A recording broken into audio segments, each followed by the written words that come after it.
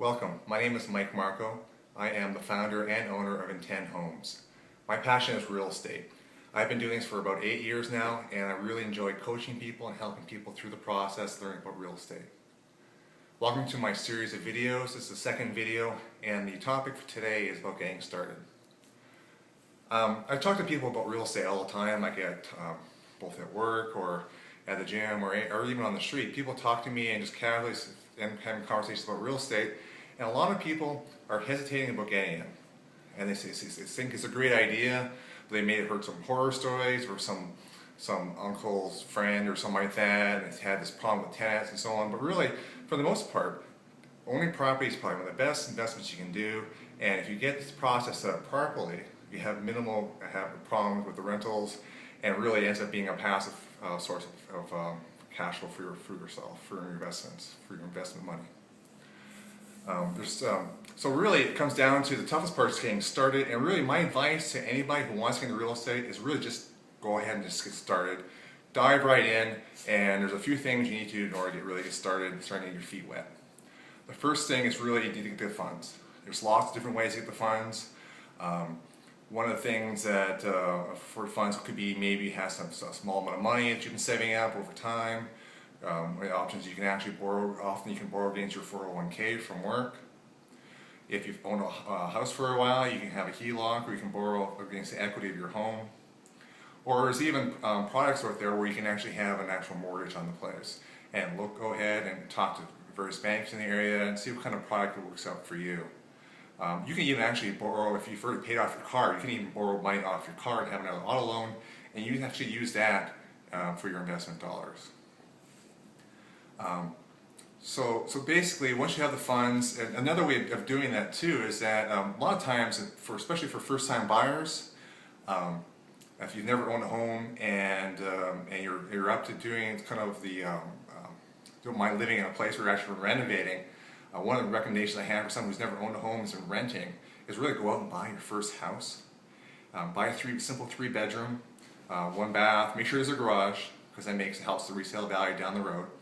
And go ahead and try to find a crazy deal you can, move into it, fix it up, and then prepare to move out in a year or so and buy another house and move along. And you can, if you have the patience and you're into that type of thing, it's actually an easy way of getting really cheap money mortgages, because they're often cheaper mortgages if you're going to be if you're living there as opposed to an investment property.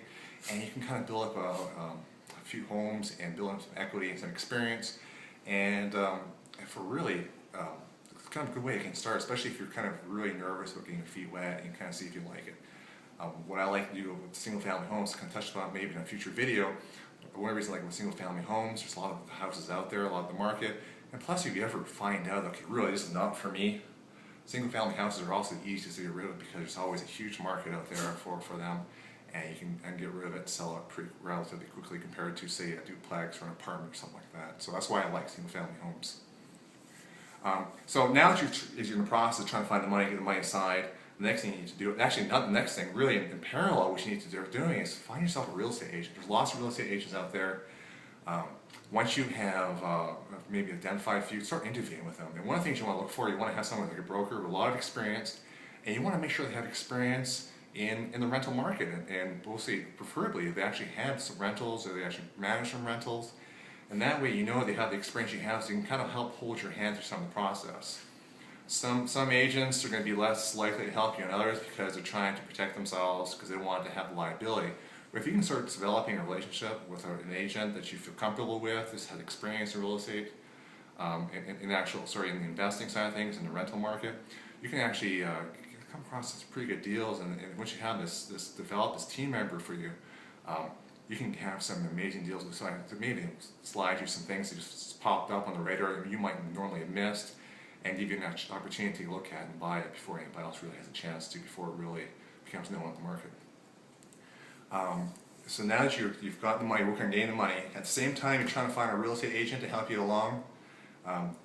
Next thing you need to do, actually also in parallel, is start looking at your market. Starting to understand what the rental rates are in the area that you're going to be investing, because really, in order to make sure you have good cash flow, and this is the number one thing, and kind of a hard lesson I learned right at the beginning, is one of the things you want to be very careful is on the cash flow. sometimes you can spend, buy a house for $50,000, buy a house for $100,000, and the rent's only a couple $100 difference. Well, obviously the $50,000 house can have a better cash flow, most likely, as long as the places are both equal repair. So that's one of the things you want to consider. Start getting to know the rental rates in the area. My favorite place is actually Craigslist, but there's also real estate sites, rental sites, and so on. And just go ahead and start actually even looking at some of these rentals. You get a feel for what your competition is like, and stay on top of it.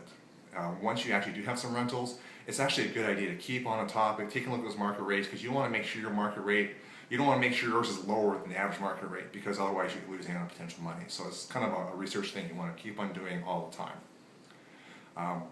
So now that you have all this information and start moving out there, please, all I can say is right now, go ahead and start this process. Get out there, start talking to an agent, start getting the money located, and also start doing some of this initial research. Next video we're going to actually talk about selecting the right house. I've kind of touched upon that already, but I'm going to go into greater detail and help you along the route now that you've got those three steps underway. Thank you very much. Have a good day.